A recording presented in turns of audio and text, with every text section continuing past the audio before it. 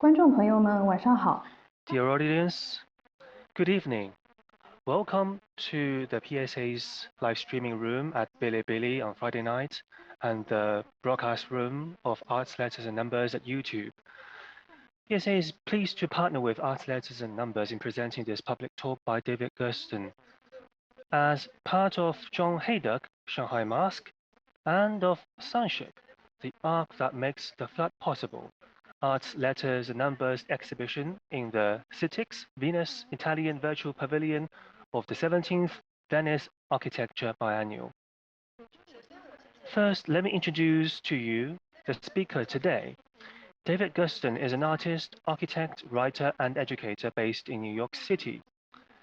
He is the founding director and president of Arts, Letters and Numbers, a nonprofit arts and education organization, and he is Distinguished Professor and Director of Interdisciplinary Learning at the Cooper Union for the Advancement of Science and Art, where he has taught since 1991 and has previously served as Associate Dean under Dean John Hejduk and Acting Dean of the School of Architecture.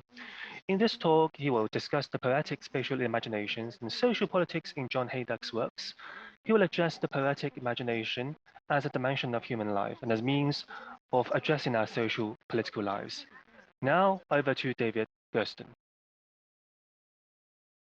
Hi, wow. Thank you. Thank you all for coming, and thank you so much for that really kind introduction, Trina. It's really, it's an honor to be here. It's an honor to talk about John Hejduk's work as part of this exhibition in the Power Station of Art and in the Venice Architecture Biennale. I consider my friendship with John Hejduk to be one of the greatest of my life. His works and teachings have impacted generations of architects and artists and educators, and they have certainly had a very large impact on my life and my work. So I'm thankful for this opportunity to share a few thoughts on John Hejduk and on his work today. So thank you very much. I'm going to share my screen now. Let's see.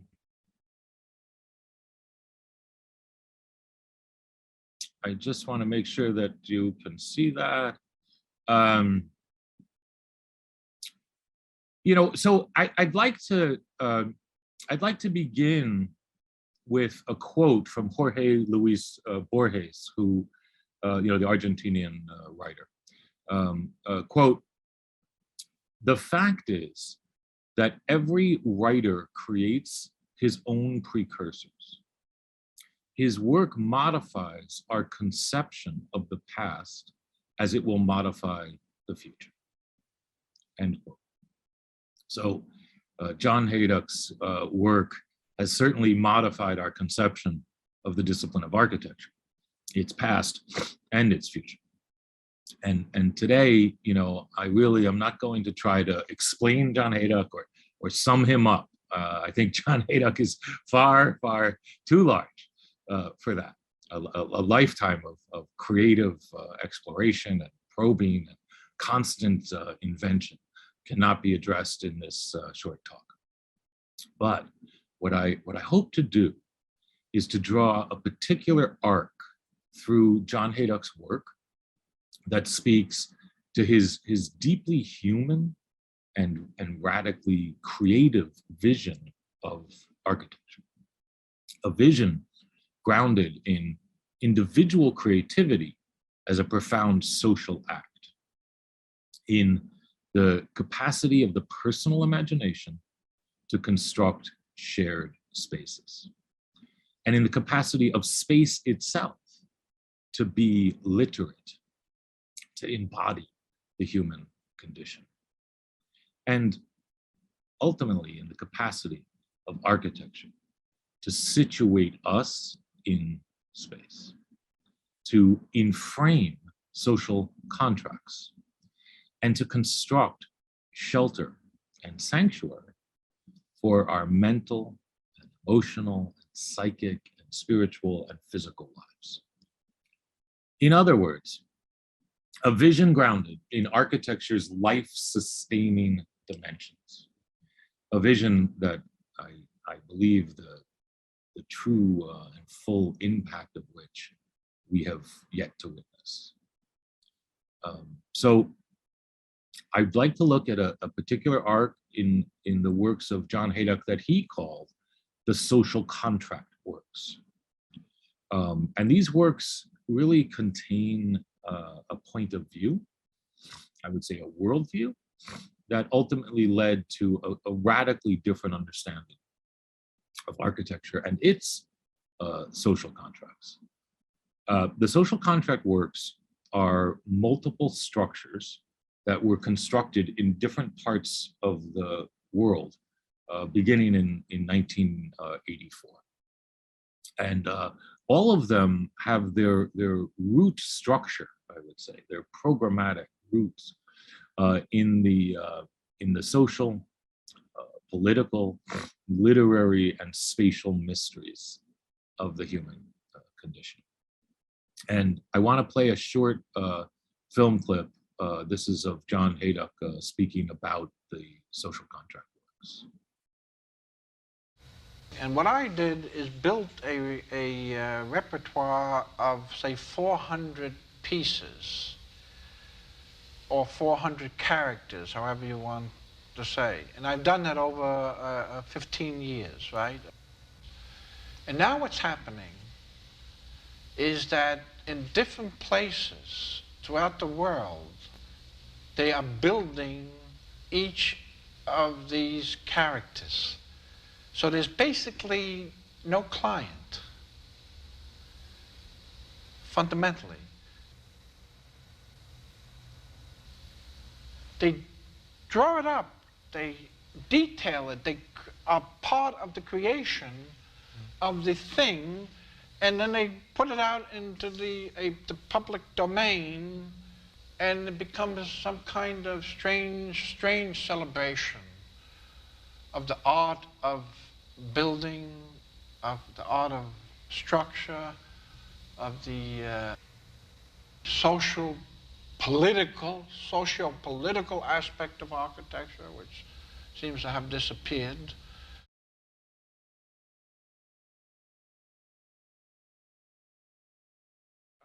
So I'm going to now share rather quickly just a number of different ones built around the world, and then I'm going to focus in on some of the issues and real questions that having to do with them. So the first structure to be constructed physically out in the world, it was called the Collapse of Time, and it was built in London by the Architecture Association in 1986. This is a structure called Security in Oslo, Norway. And this was built in the square in Oslo, and it was sited to face the building used by the SS during the Nazi occupation of Oslo. So, each of these pieces are addressing the social, political aspect of a particular program, a place, and a people. And each were built by communities as a social act, a celebration of the individual and the collective imagination. Really a celebration of the spaces within us and the spaces between us. This is the house of a poet built in Barcelona, Spain.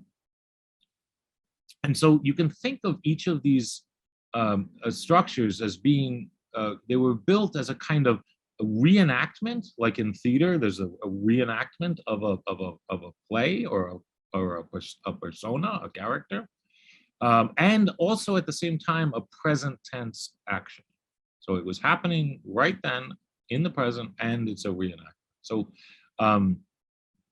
in a way, all of the participants, the people who are building them, are creating this shared space of the social contract.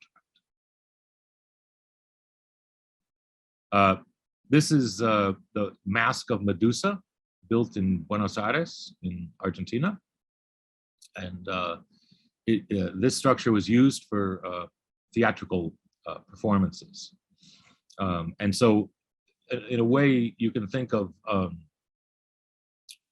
all of the structures are when they're built, they're placed out into the public domain, right? So they become, in a way, part of the sort of landscape of people's lives.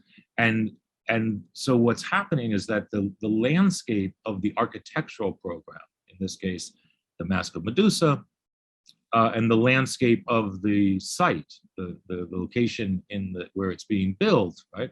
They construct a kind of a new form of participation, right? A new mode of authoring the story of people's lives.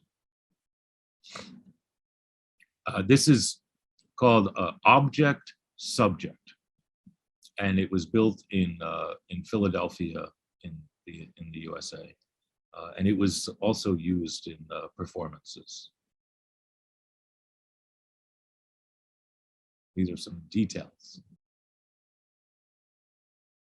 Here you see a shot from it being used in performance. This is the mobile housing unit built in Milan, Italy. This is a card tower and joker, and it was built in the Groningen in the Netherlands. This is the Conciliator right here, which was built in New York City, right in front of the Flatiron building. There's a shot from above.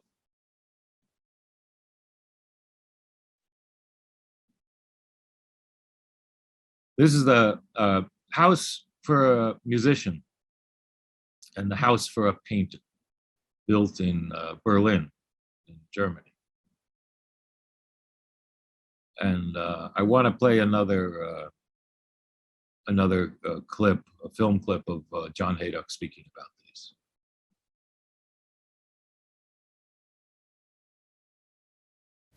It was almost medieval, that the creation of structures, where I just made a little sketch. You know, they always say the architect has to follow everything and he has to be such a understanding person, he's so bright and things like that. And each country, they built it. They built it creatively in their method. And I had only one requirement. I said, look, you want to do this? All I require is that the spirit is captured.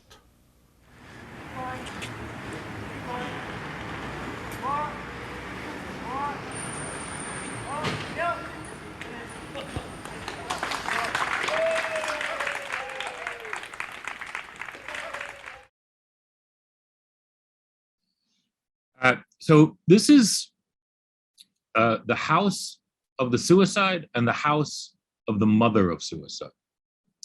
And they were built first in Atlanta, Georgia. Then they were built in Prague, in Czechoslovakia. Then they were built in New York City. And then they were built in Prague again in Czechoslovakia.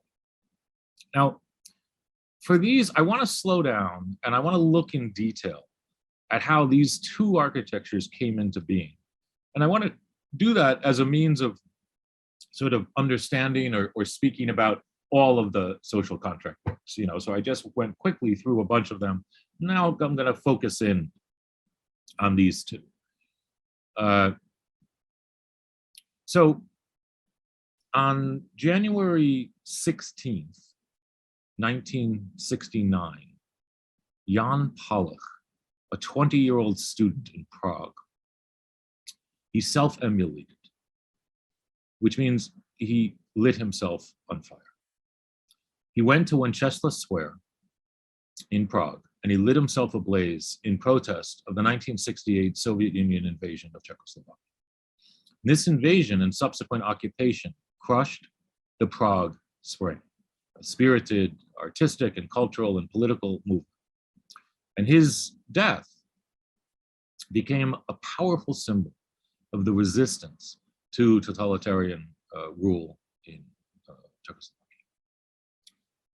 In 19 1971, the poet David Shapiro, and David Shapiro was really one of John Hejduk's dearest and closest friends in the world. The poet David Shapiro wrote a poem entitled "The Funeral of Jan Pollock," and I have this film clip of David Shapiro sharing this poem in front of the Cooper Union in New York City, and I want to play this film clip for you. Here's the poem that I wrote. When I entered the first meditation, I escaped the gravity of the object. I experienced the emptiness, and I have been dead a long time. When I had a voice, you could call a voice. My mother wept to me, my son, my beloved son. I never thought this possible. I'll follow you on foot. Halfway in mud and slush, the microphones picked up. It was raining on the houses. It was snowing on the police cars. The astronauts were weeping, going neither up nor out. And my own mother was brave enough. She wept. And it was all right. I was dead.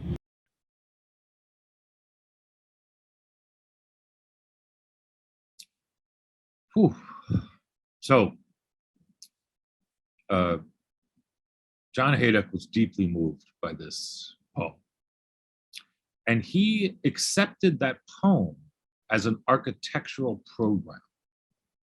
See, and this was a crucial, I think, invention, that the poetic imagination that David Shapiro had captured at that moment in life of Jan Pollock's funeral, that John believed that poem was in some way a crucial architectural program.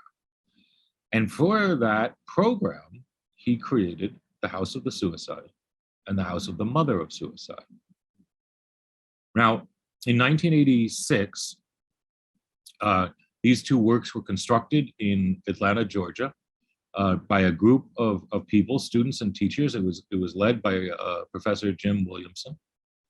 And then in 1989, Václav Havel, who was a playwright and a poet and a political prisoner, he led the Velvet Revolution in Czechoslovakia, which brought about the end of the totalitarian rule in Czechoslovakia. And this was really one of the few sort of non-violent revolutions of the 20th century. And that same year, Václav Havel, became the president of Czechoslovakia. It was really in a matter of 4 months. He went from political prisoner to president. In fact, I want to add a quote here from a very dear friend about this kind of moments. This is a very dear friend named Farid Moslahi, and he said to me one time that in moments of existential crisis, time has a tendency to collapse. Whole chains of events that may usually require years and decades to unfold suddenly happen overnight. And I think of that a lot in terms of these moments that I'm trying to share. So, Václav Havel was known as the poet president, and he recognized the significance of the House of the Suicide and the House of the Mother Suicide. And he requested that they be built in front of his presidential offices in his new presidency of Czechoslovakia. And here's a photo of them in the courtyard. As you pass through the gate, going to the presidential offices, the House of the Suicide and the House of the Mother Suicide would be there. And here's a photo of Václav Havel, John Hejduk, and David Shapiro. And this was at the opening of those pieces at the presidential offices.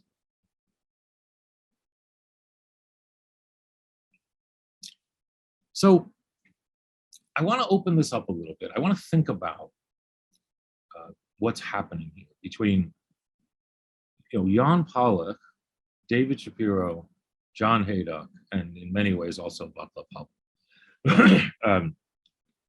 Because this work, it was grounded in the sorrow of a mother's loss. Right? The Funeral of Jan Pollock is that poem by David Shapiro is really captures the sorrow of the mother walking in the snow at the funeral. So in some ways, the architectural act of making the house of the suicide and the house of the mother's suicide, it is prefigured by the departure of Jan Pollock's life, right? The departure of the life within prefigures the architectural act.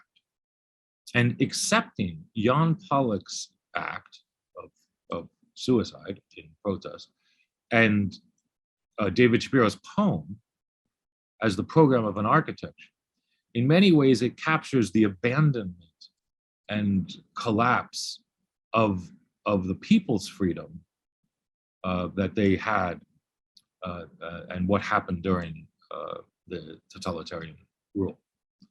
And this is what I believe Václav Havel understood, the relationship between the individual loss and the collective collapse. Because the house of the suicide and the house of the mother of suicide, you can think of them as constructing an inverse perspective, right? Meaning from which to address this loss. They speak to us, they call us forward, where the empathy that we have for that individual loss of Jan Pollock, it clears a space in our memory for the many lost to that time in the broader social sense. And I do believe that Václav Havel understood this. And that's why, as he became the new president, as visitors pass through the gate and move across the yard towards his offices, towards the challenges of their present tense, and let's say trying to imagine the future, to re-articulate the future, they see, and are viewed by a ghost of the recent past, and captured in these two works of the House of the Suicide and the House of the Mother Suicide. So in some ways, time collapses into space as they silently address their own inner memory of loss that is contained within the broad memory of a collective collapse into tyranny.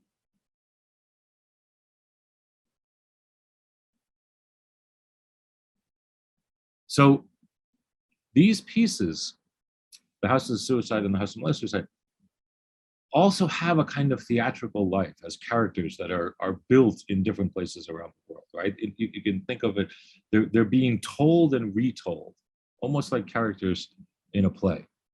In 2002, they were constructed at the Whitney Museum as part of the Sanctuaries exhibition. In recent years, the two pieces were constructed in steel and aluminum, permanently installed in what is now called the Jan Pollock Square in Prague.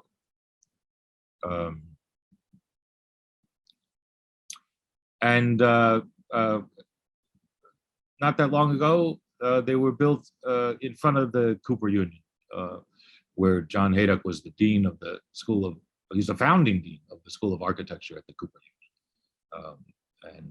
And he built that School of Architecture. He became head of the Department of Architecture in 1965. He graduated from Cooper Union in 1952, came back as a teacher in 1964, became head of the department in 65, and turned the department into a School of Architecture in 1975 and became its founding dean. And he led that school until his passing in 2000. And built one of the really most remarkable schools in any discipline, anywhere in the world. It's a really a shining example of what education can be and what it means to be in school, to enter a community, a willing community, in terms of exploration. In fact, this is a quote from John, individual creativity within a willing community is a profound social act. And I was very blessed to have been a student of John Hejduk's at Cooper Union School of Architecture, and then I taught with him. I never left. I started teaching with him when I graduated, and then I became his associate dean when I was really quite young, and it was one of the great honors of my life to be John Hejduk's associate dean. And then after his passing, I was the acting dean of the School of Architecture. So quite recently, a couple of years ago, we built these in front of the school.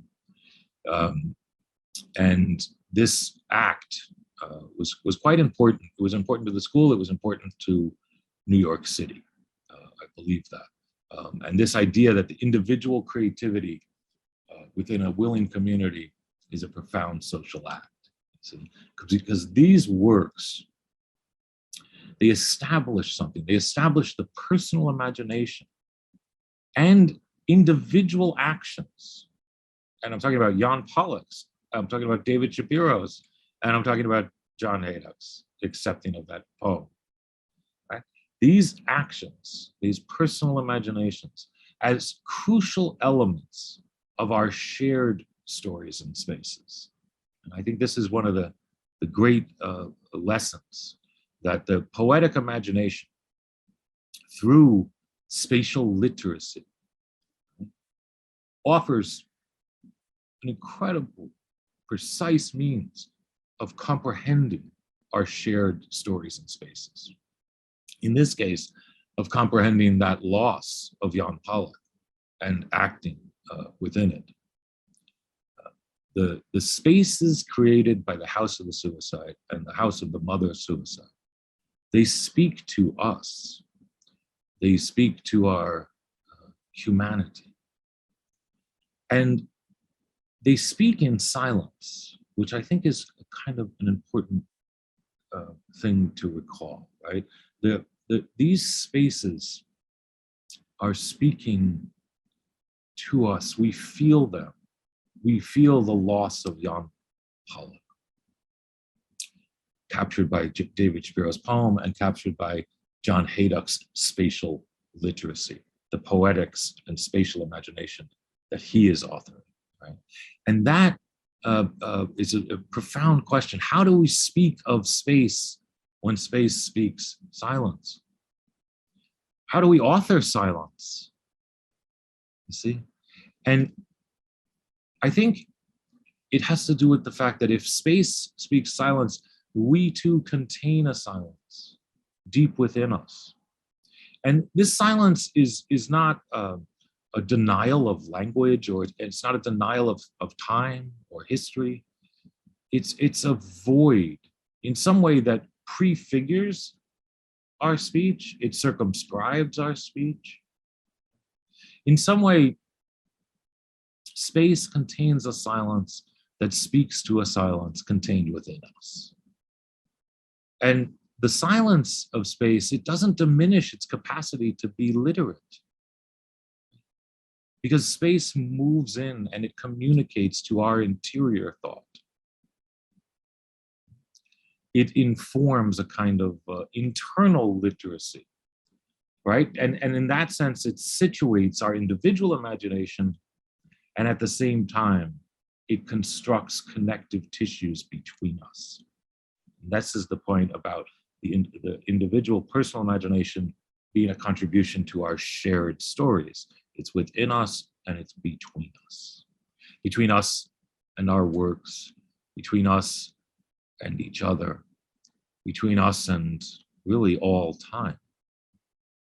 Space is a participant in our thoughts and actions.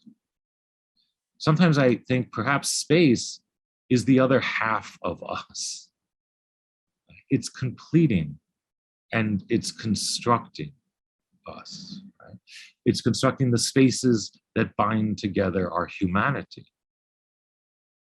This is where what I'm calling spatial literacy becomes a kind of spatial literature, offering an experiential depth of our social poetic lives. So the social contract is a form of participation and a contribution among our fellow citizens, but it's also a contract with space itself as the other half of us. You see?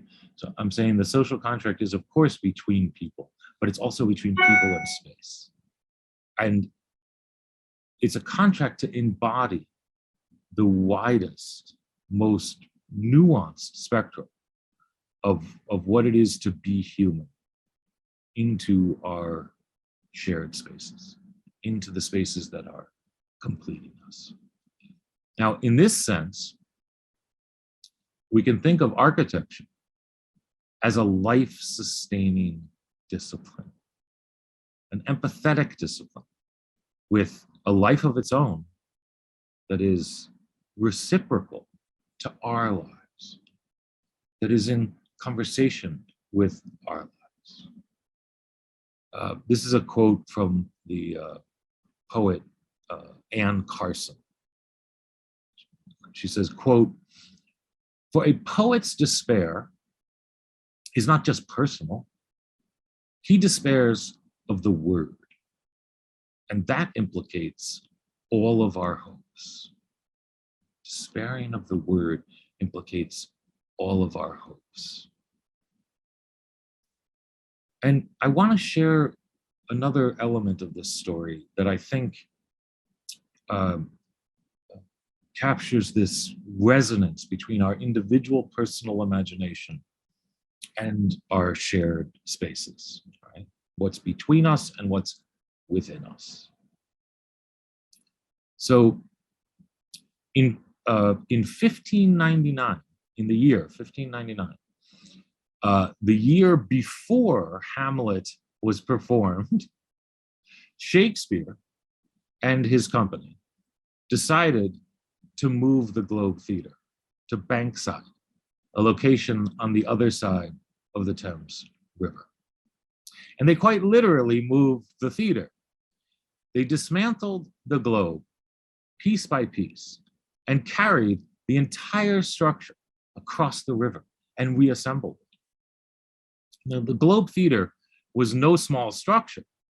It was a 3-story circular building that held an audience of 3,000 people. The very next season, the company performed Hamlet. And it is very likely that this Herculean task of moving the Globe Theater occurred as Shakespeare was writing the play. That Shakespeare felt the weight of the roof beams of the Globe Theater in his forearms as he held his pen and crafted Hamlet. And I believe this can be heard in the play. It can be heard when Hamlet says, "Do the boys carry it away?"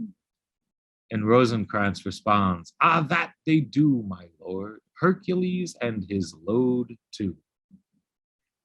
Throughout the play, Hamlet continues to speak to his cognition of himself as a construction of language, as being built of words. He continues to acknowledge that he has been written into existence in a play about playing. Hamlet at times addresses the audience and directly taunts Shakespeare himself. During the 1601 season, Shakespeare himself played the ghost. Shakespeare wrote the play and played the ghost. And we can hear this. And here's a quote from Harold Bloom. The ghost exits, murmuring, "Remember me," and we hear Hamlet reminding the globe audience that he, Shakespeare, is one of them. Quote, "Thou poor ghost, whilst memory holds a seat in this distracted globe." End quote. Okay, so the globe audience, right, the audience of that play, are very aware of the double role of Shakespeare as author and actor, as well as the fact that the theater in which all of Shakespeare's plays were performed was named the Globe. They must have acutely felt their own predicament, their own double role. They have been pulled into the play by Hamlet. Now, this correspondence between the pen writing the play and the roof beams of the Globe Theater, carrying the Globe Theater and writing the play at the same time, right? Between the language of the theater and the building of the theater. I believe this is a crucial knot in the mystery of language and space. Shakespeare's act of dismantling and reconstructing the Globe Theater, the physical building of the theater, contributed to Hamlet's act of dismantling and reconstructing the structure of theater. It's certainly prefigured. So here we have an architectural act prefiguring and contributing to a literary act.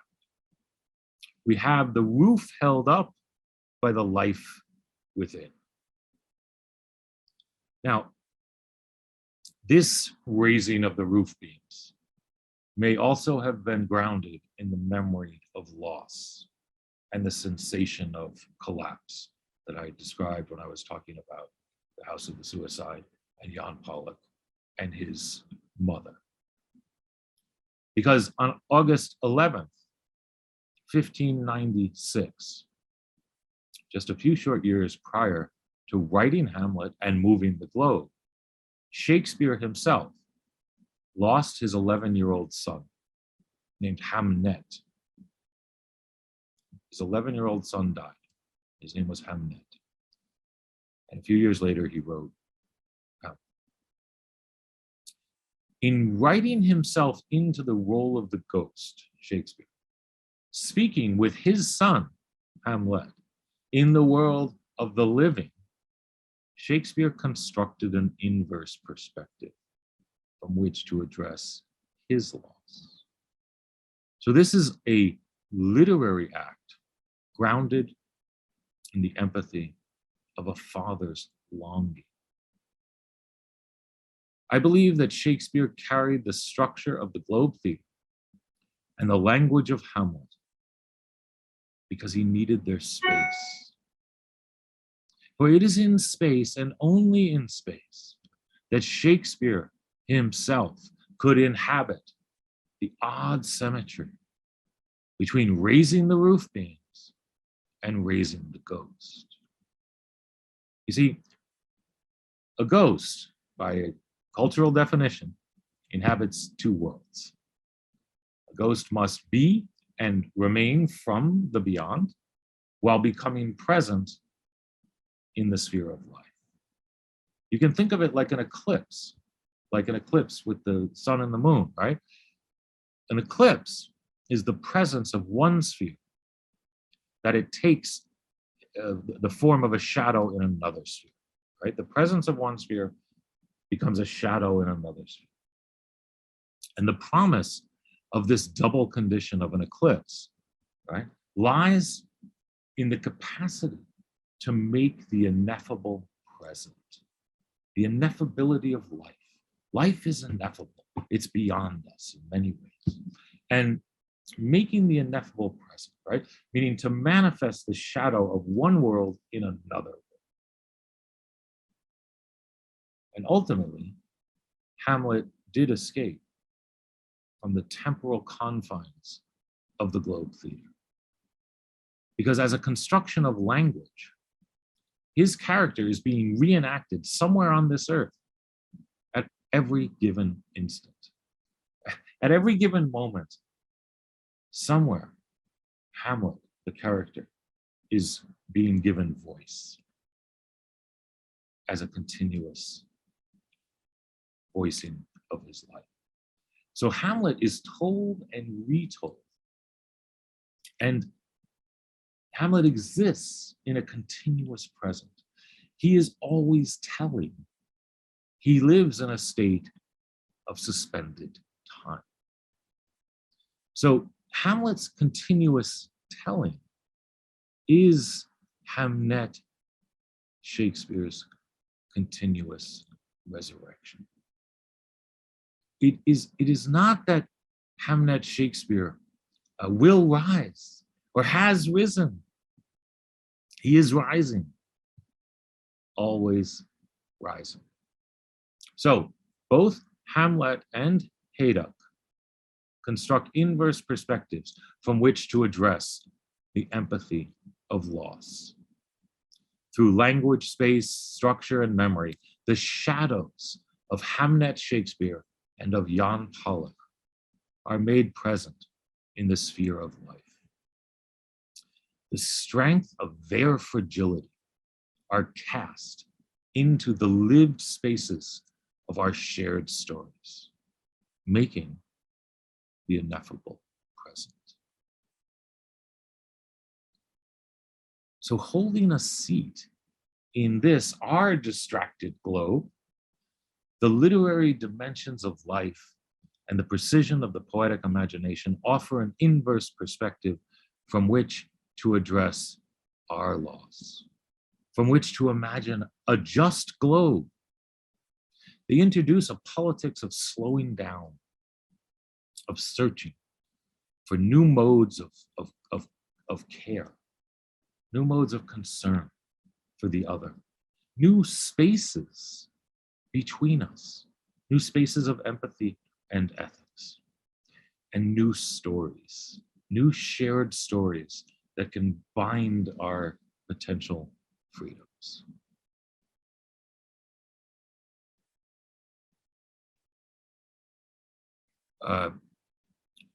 This is the Victims Project, and it was published by the Architectural Association in 1986. This book was published to coincide with the construction of the collapse of time that I showed at the beginning of sharing the social contract works. As stated in the introduction to the book, quote, Victims contains 67 structures presented to the city and the citizens of Berlin. Quote, it's a place to be created over 2 30-year periods, a growing incremental place, incremental time, end quote. So this is a project I want to share in detail as well. The Victims Project is sited on land in the center of Berlin that formerly contained torture chambers used by the Gestapo during World War II. And so this is a site right in the middle of the city. And John Hejduk did a work for that site that he called Victims. And this is an incredible book that details the work. Now, this is the plan of Victims. And John Hejduk considered this plan to be one of his seminal works of architecture. In conversations that I had with him, he placed it next to a much earlier work called The Wall House, and one of his last works, which is a book of poems that he wrote called Lines No Fire Could Burn. And he placed the plan of Victims with those two as some of his most important inventions. He considered them to be inventions.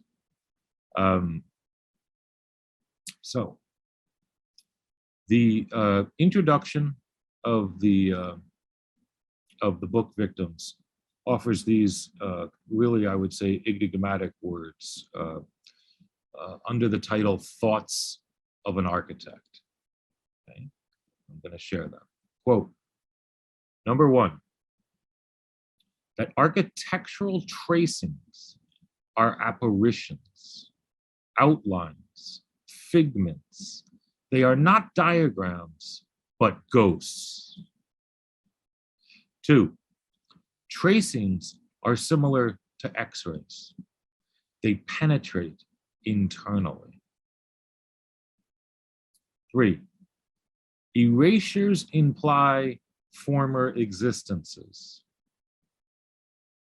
Four, drawings and tracings are like the hands of the blind, touching the surfaces of the face in order to understand a sense of volume, depth, and penetration. Five, the lead of an architect's pencil disappears, drawn away, metamorphosis. End quote. All right, so this is a plan of Victims. Like many people, I have always found this project to be quite mysterious, a powerful creative invention of both individual structures and a collective idea of their spatial relationship. Meaning, as I showed the social contract works, they're individual pieces placed out in the city. There are individual pieces here, 67 individuals, and they are also collected into a plan. And they have a very particular spatial relation. So there's the within and there's the between addressed in these Victims. And the plan is enigmatic. Its particular tangencies, placements of these pieces, it's just extraordinary. And they always seem to be, to speak to something unseen, as if there's some kind of hidden force at work here. And it wasn't until a discovery by two architecture students that I began to grasp the nature of the Victims Project. This was in 2006, and it was by Serban Ionescu and Tara Rodriguez Besosa. And they were completing their thesis in architecture at Pratt Institute in New York City. Now, their teachers were both Cooper Union alumni. It was Ron O'Ron and Anthony Titus. Now, I want to make sure to say all those names because I believe what they discovered in their research is a profound contribution to understanding the works of John Hejduk.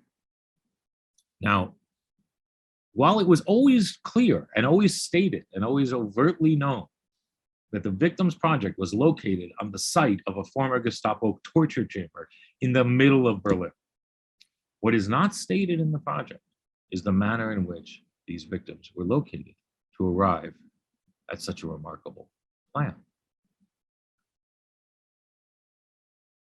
When one overlays, so look at these tangencies, movements. When one overlays the plan of Victims with the plans of the now long gone buildings that had previously inhabited the site, the idea comes into focus. So in these drawings, the darker parts of the drawings are showing the location of the previous buildings. So each victim is located in a specific tangency to the previously existing structures. Each victim is spatially and geometrically and structurally addressing the previous architectural condition. So a past condition that has been erased, and by the way, erased both in the drawings and in the physical landscape. It's been demolished out there in the site in Berlin and erased in the drawings of victims. So Some of the victims, you can see here, right? Some of the victims are specifically touching the corners of previous structures. Others are unhinging corners of previous structures. Some victims sit back into open spaces, while others pass right through a space from one side to the other. Some are bridging over previous landscape situations, such as a creek that no longer exists. Others are lowering themselves down into waters that no longer flow. Each structure is located in the present site and in the site which no longer exists. Like an eclipse, the presence of one time takes the form of a shadow within another time. See? Each victim is inhabiting both worlds at the same time.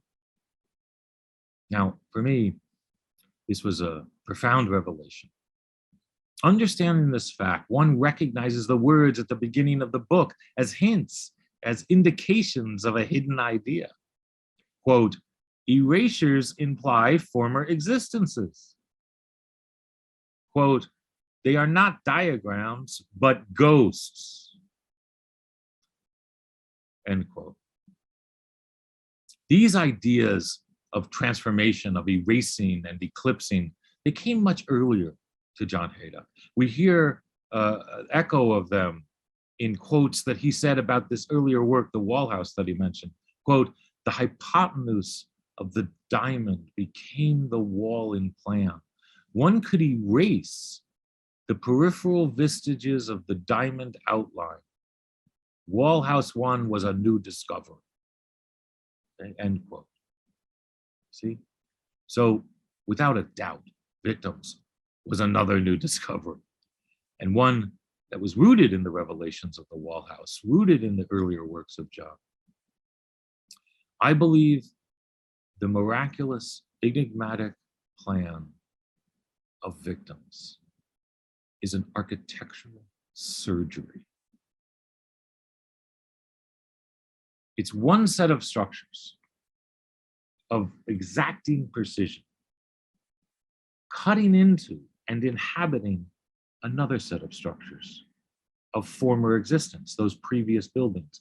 This is a surgery that John is doing to those previous buildings. See? Now, I want to open this up. The state of total unconsciousness one inhabits during surgery, it's cognitively described as the cessation or the suspension of time. You see,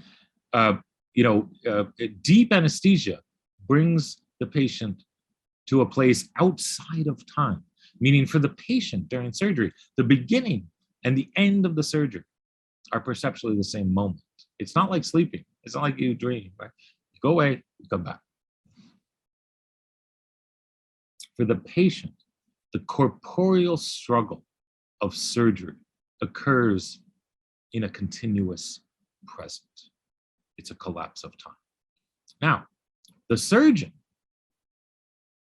is inhabiting both worlds, right? The surgeon is in the time and space of the surgery room where they are standing and in the time and space of the patient, right? This is why I'm saying victims is an architectural surgery. I want to share a quote from a surgeon named Dr. Richard Selzer, who was a very dear friend of John Hejduk's, and he would come to Cooper Union School of Architecture and speak, did remarkable talks about architecture and space and the body and surgery, and shared incredible insights. Architecture needs insights from many, many disciplines for it to be a full and to be as have as a wide a spectrum of the human condition. The human condition, the widest spectrum of our lives. How do our spaces complete us? In that social contract, we need surgeons and anthropologists and philosophers and poets and literary figures and musicians. They are all structurally part of the study of the discipline of architecture. And this is what John Hejduk understood, and this is the school that he built at the Cooper U. So this is a quote from Dr. Richard Seltzer. Quote, "I have often felt while fighting in the middle of the night to keep drowning lungs afloat or to staunch a flow of blood, that the room about me was participating in the struggle. How more than once the walls gasped and then stood still at the instant of death." End quote. So, like many forms of surgery, victims required the cessation of time. The Victims Project that John did. This suspension was not the result of anesthesia. I believe the collapse of time required for the Victims Project was born in this transfixing condition that John Hejduk called the still stop. It's something he described discovering while he was working on the Wall House, right? And that he described the ability to will up this still stop of time. And it had to do with photography, and it had to do with the Wall House. So he could suspend time. And I believe that this ability to be transfixed is essential to the final phase of the victim's architectural surgery, meaning to the erasure of the former structures. Their physical space just disappears, and it leaves that magnificent plan of the Victims Project. And I'm going to play a film clip of John Hejduk from much before this project. This is from 1975, years before Victims Project. I looked at that vertical drawing, Berlin drawing of Mies, and I was transfixed. It had a quality of transfixing one. And my focus, went to it. I had known it before. And I was absolutely staggered by it because I had a phenomenological experience occur. It was like seeing a resurrection. In other words, that drawing, that glass tower, began to levitate. There was a levitation within the space and within the room, I guess within my own soul. And things began to drop off.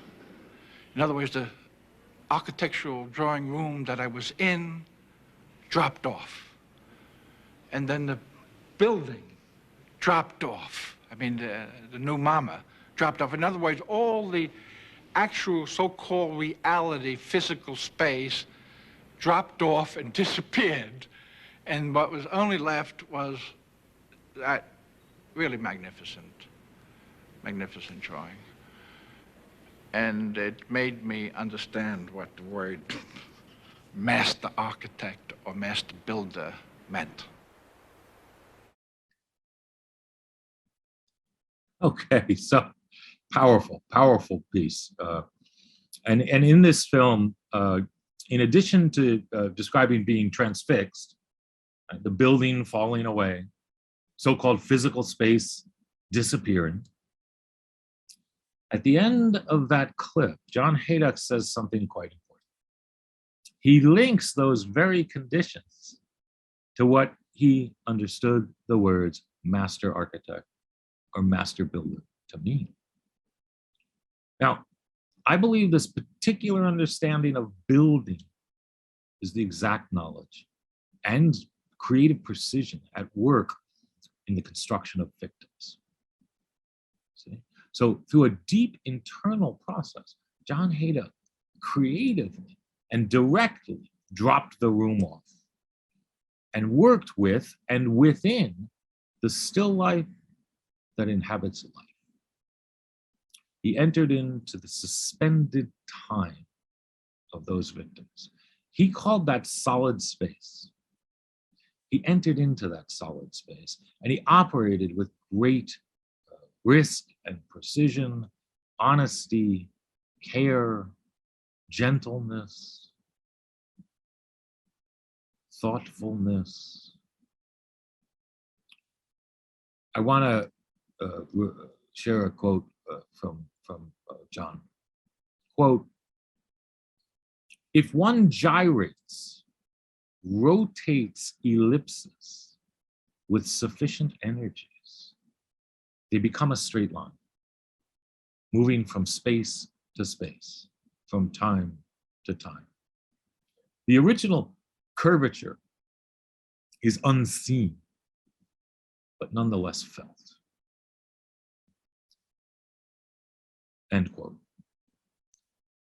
The particular dynamics of the victim's plan, that plan, it contains a kind of buoyancy, like things floating in water, right? The rotating, floating condition. You see, it's almost as if, you see, these are hedges and a rail track around the site. It's almost as if they contain a great unseen flood, right? As if the water has flooded the site, lifting the victims and erasing the previous structures, right? So they're floating and moving and they're erasing the previous structures. You know, I've often imagined the ark, you know, the Noah as an ark, the ark saved all the creatures from the flood. What if it was an arc in time? Arc as in a curve, slowing time. See, if the arc is a curve that slows time, then the creatures in it experience the flood in a whole different way. Because if the arc slows time, aligning it with lifetime, then the flood would not be a destructive event. It would be a place that allowed life. Like the ark, victims contains sufficient energies to become an architectural hinge, moving from time to time, from space to space. The last architecture before the flood and the first architecture after the flood. The sole surviving structure of that event. This is what John was doing with victims. Francis Yates says this, quote, "What protects us against delirium or hallucination are not our critical powers, but the structure of our space." That's powerful, the structure of our space, end quote. I believe John Hejduk understood that if left alone, the spaces of that time would continue to do harm to our present tense situation in space. I'm talking about those buildings that were the torture chambers. Even if the previous spaces had already been erased from the physical site, their violent impact on our memory, on our imagination, on our structure and space, on the air we breathe, continued across time. So Victims is an embodied architectural surgery, a reenactment of space into space, structure into structure. Now, from within their suspended time, the rotating victim structures are operating on the space. They're working on it, sublimely filling life back into that air, continuously constructing an inverse perspective from which to address that unspeakable loss. It is not that victims have been built or will be built. They are building. They are always building. Like Hamlet's escape from the Globe Theater and Hamlet Shakespeare's resurrection, victims exist in a continuous present. They are always telling. At every given instant, at every given moment, Each victim is empathetically calling us close to whisper to us. What holds up one holds up all. Life is sacred. Through this continuous retelling, the violent spaces of one time are metamorphosized into spaces of life in another time. So I'm saying the entire Victims Project is an architectural ghost. The shadow of one world is made present in another.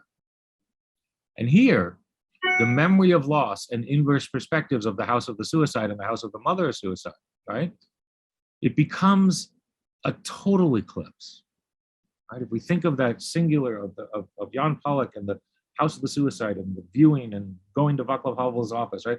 Here, it's a total eclipse.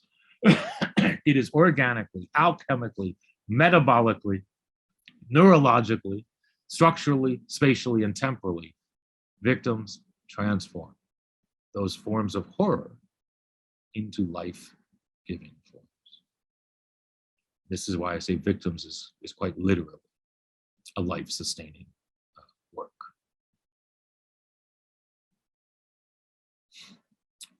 This social contract and the social contract works of John Hejduk, they are a contract with space itself as the other half of us. This is what that contract is with. And this speaks to this enigmatic fact of life itself as a continuous communicative exchange between our spirits, our life, and our spaces. These exchanges, they need not only occur in struggles of mortal consequence or at the instant of death, as Seltzer describes in his quote about surgery. These exchanges, these communications, this communicative exchange with space, it also speaks in whispers, telling of our fragility, embodying with great nuance the material and spatial empathy of life.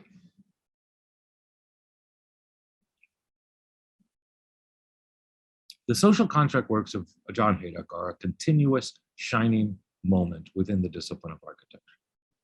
His work modifies our conception of the past as it will modify the future. And I want to end with a couple of short films from John Hejduk.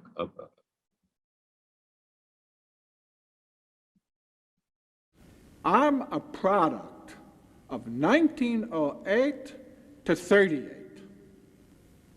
That's my time. I can't help it. I was born in 1929.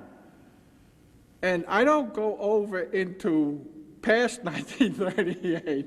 No generations could go from 38 to 68 or 68 to 98. That's 2 more generations after mine. That's the excitement. Each generation has its structure. And I gave you my structure. You want the other structures? You have to ask them. What their structure? There's 2 more generations after me. I mean, alive and kicking. That's the modern movement. That's the modern movement.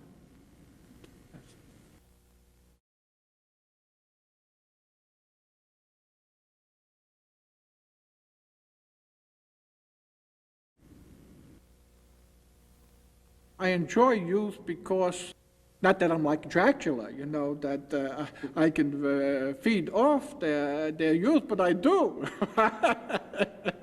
They feed off my age and I feed off their youth. It's a marvelous relationship that goes on. But on the other hand, they are the speculative future. I'm the speculative past, but they're the speculative future, which is fantastic. So just a few brief observations on the speculative future. I believe that in creating an architecture of such great force, of such intensity and originality, the scope and depth I believe John Hejduk altered the discipline of architecture. As Shakespeare dismantled and reconstructed the structure of theater, John Hejduk transformed the very structure of the discipline of architecture. And John Hejduk spent his life working towards and instinctively, intimately knowing that the discipline of architecture contained something deeply mysterious and deeply human. John Hejduk gave us his structure, and with it, the seeds of an eclipse within the structure of the discipline of architecture. The seeds of a new form of practice, a form recognizing that architecture is a life-sustaining discipline with the capacity to hold up our lives. So unique, so other, that accepting the enormous gift of John Hejduk's work, of his structure, is itself a creative work. It's an exploratory work of the personal imagination, of investigation and intense study. Accepting the work of John Hejduk, it's a demanding work. It takes risk, precision, honesty, gentleness, courage, a loving work of quite literally creating architecture's speculative futures, our speculative futures, creating these in all forms. That's the acceptance of John Hejduk's work. And I'm going to play another film clip.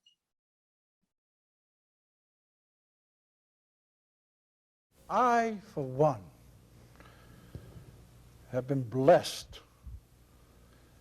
with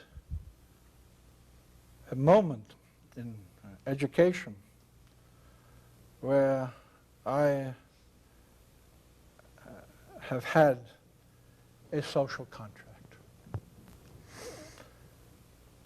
And many of the people sitting today in this audience have made my life more understandable because of their understanding of the social contract.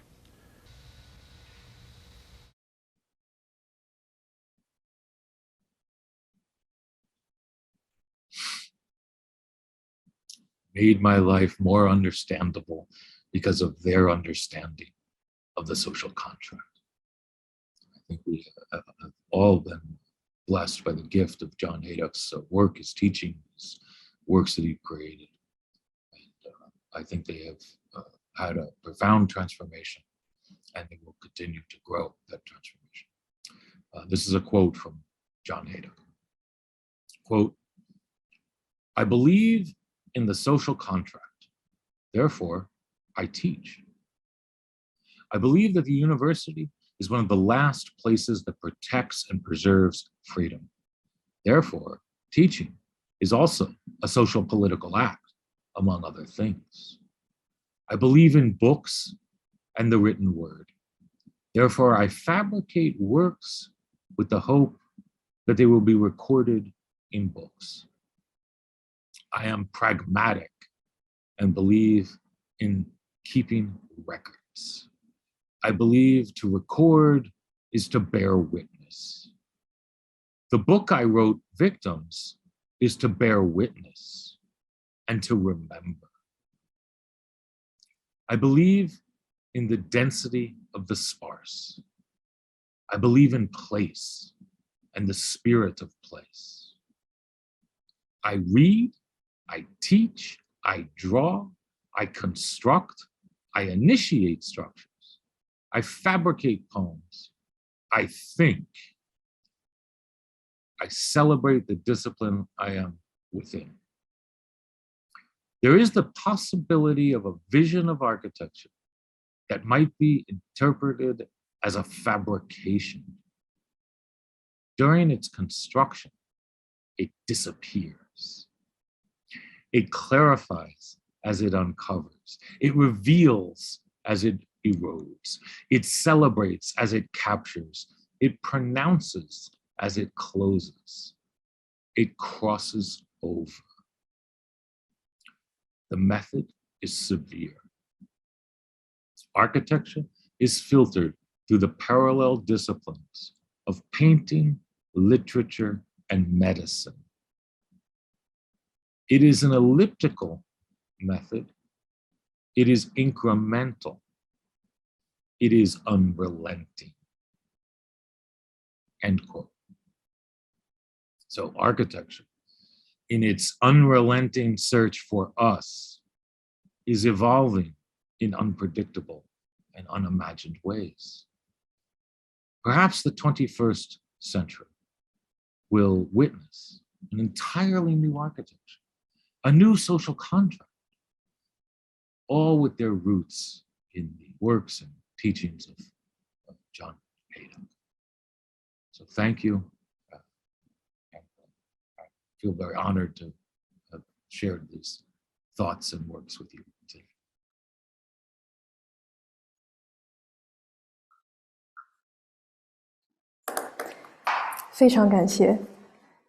Gersten 教授如此 Thank you very much, Professor Gersten. Thank you for taking us into the world of architecture by Hejduk. And you shared quotes of Hejduk. And we can also see that how Hejduk has extended the boundary of architecture. And we can also see this is a very emotional talk, and we can see the beauty in it. It's like a poem. And we are also transfixed to this talk. So we also leave a Q&A session for this talk. And because this is a live streaming session, so I am going to ask a question on behalf of the audience. Thank you. In the talk, we got 3 questions from the audience. So the first question comes from Ottervoice, a person from WeChat. He said, an ancient Greek myth is also a contract that will confine the conduct and the behaviors of people. So what is the precondition of the social contract that's predefined by Hejduk? Well, I think it's a fantastic question to bring up the Greek myth, because in some sense, the question of reenacting of ritual or myth is crucial to what John was doing with the social contract works. Before the Greek theater, pre-Greeks, going way back, the reenactment of myth and ritual was part of many, many civilizations. And very often, that reenactment was done without an audience. It wasn't like theater, as we know it. It was done. People would gather together in nature and reenact a myth, a ritual reenactment. And in that sense, in the pre-Greek, everybody was a teller and everybody was a listener. I mean, everybody was a participant in the reenacting of the myth. And in fact, nature itself was a participant. And then the Greek theater, about 2,500 years ago, separated the audience, the tellers and the listeners, right? The audience and the actors. And that's when people started to watch the reenactment. And that established a different relationship between ritual, myth, and I believe it also established a different social contract. Now, there's a very important spatial shift that happened when the audience is now watching the reenactment, which is quite different than if everybody's a participant in it. And I do an hour and a half talk on this, which I will not do now. But I guess the most succinct thing that I want to share is that I believe that in John Hejduk's social contract works, he's actually addressing both the pre-Greek reenactment of ritual and the Greek theater of viewing of ritual or viewing of reenactment as a form of participation. he's doing both in the sense that each of those pieces is ritualistically constructed by a community, meaning the pieces exist in drawings and stories, and then they are built by communities who want them. A community says, we need this piece, and they build it. So there is a kind of pre-Greek ritual to the building of the piece that is part of that social contract. And then it's put out into the world, and it becomes a kind of theatricality at that point, where it is then viewed, like I was saying about the House of the Suicide and the Mother of Suicide, right? Where the viewing is part of the ritual. And there's a third part too, which really, when you get to victims, is crucial, is the relationship they have with each other. Meaning those pieces are also like, meaning you could think of those 67 victims in that plan as a kind of pre-Greek ritualistic reenactment, where every one of them is a teller and everyone is a listener, and they're also part of the social contract themselves. So I hope that somehow responded to the question.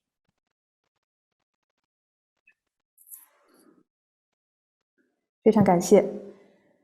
下面第二位观众。 Thank you very much, Professor Gersten. And the next question comes from bilibili.com. He asked, what's the personal style of Hejduk's and architecture? And what is connection with the childhood and growth and the brain and upbringing of Hejduk? Wow, that's a very good question. You know, John Hejduk was from the Bronx, which is a very interesting part of New York City.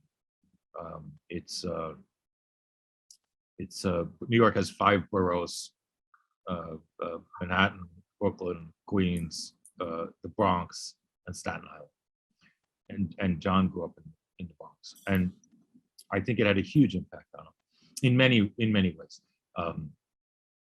I would say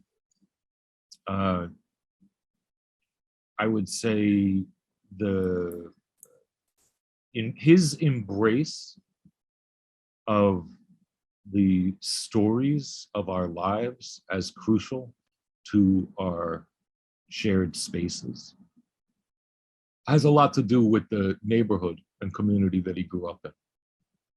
You know, meaning the communitas, as he would say, the personas, the characters. He would often describe the butcher and the baker, and when he went to buy butter for his mother, and this is in the 30s in the Bronx, very unique time, and all of the let me say, the unique characters that you would find in the Bronx in the 30s and 40s. I think that those, as the people, had an impact on John Hejduk's poetic vision and the texture of life that he understood. And I also would say that the spaces themselves. You know, I have a dear friend named Aida Miron, and she recently did a talk as part of our program about the neighborhood that John grew up in and the buildings, and a really beautiful talk. I imagine you might be able to find it on our website, I'm not sure, about literally the housing projects and all of the buildings around where he grew up, and how they impacted his work, his drawings, and how they evolved over his career as a kind of original DNA almost of his spatial thinking.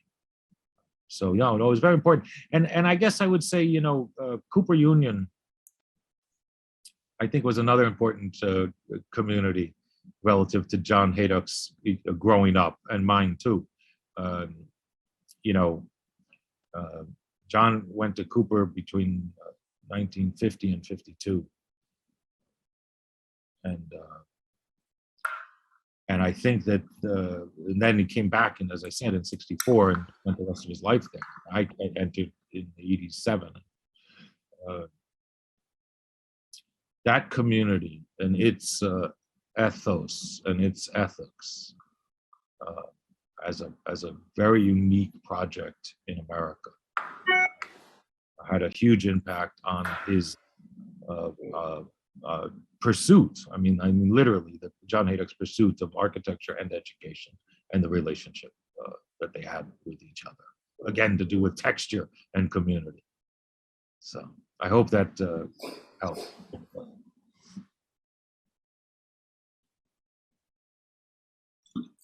Thank you very much, David. And the last question comes from a person named Yun.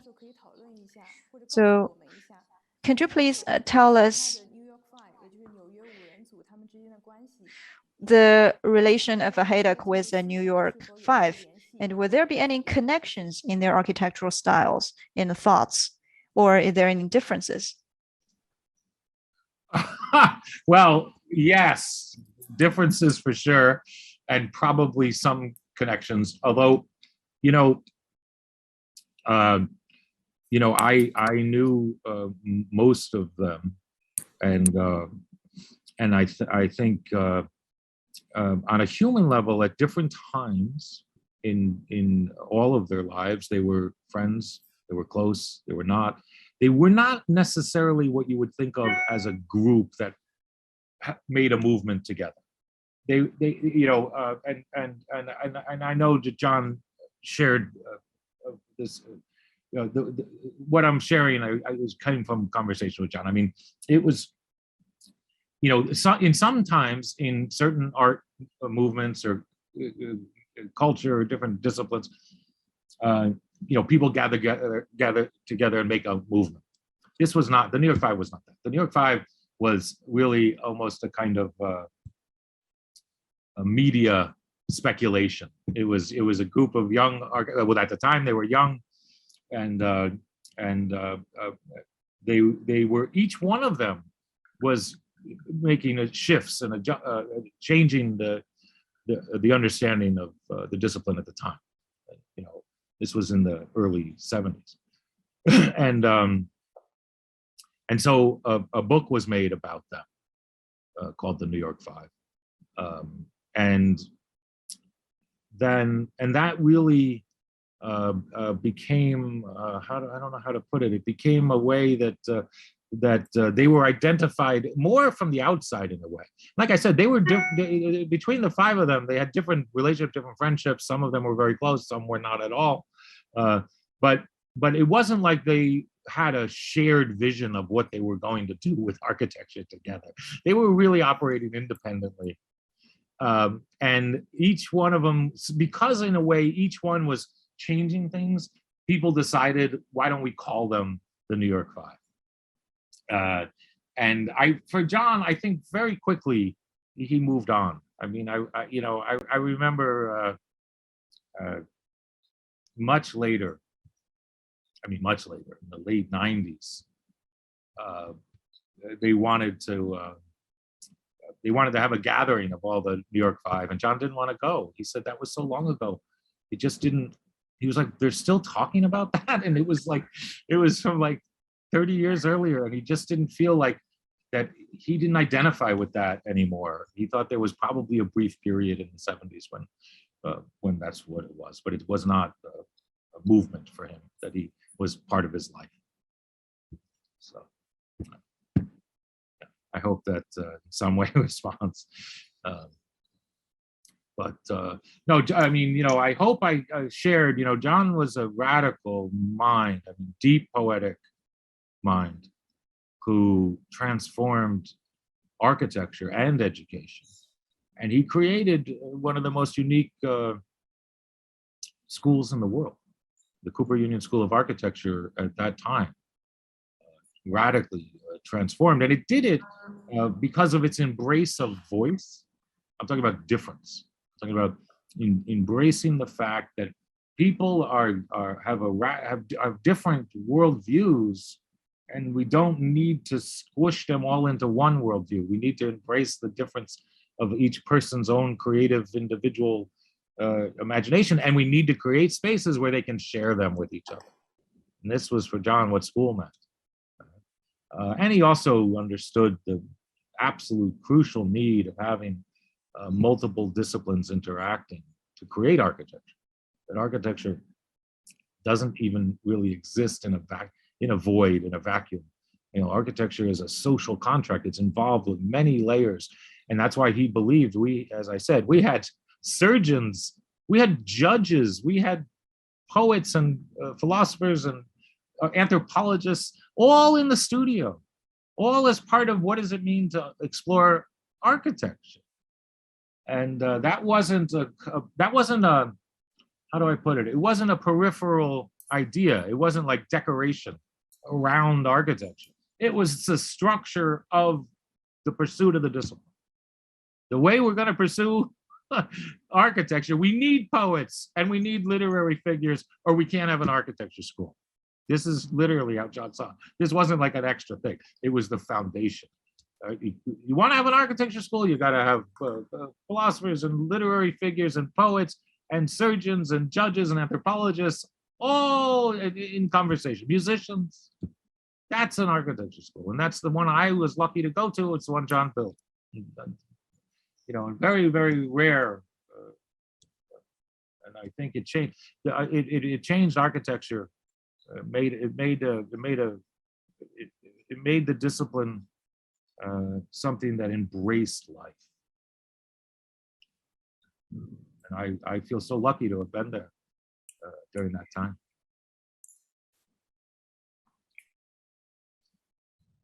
非常感谢。好，那我们再次 Thank you very much. Let's thank Professor Gersten again. I believe that, like me, there are audiences who've been watching the lecture from different platforms and are deeply inspired by the talk.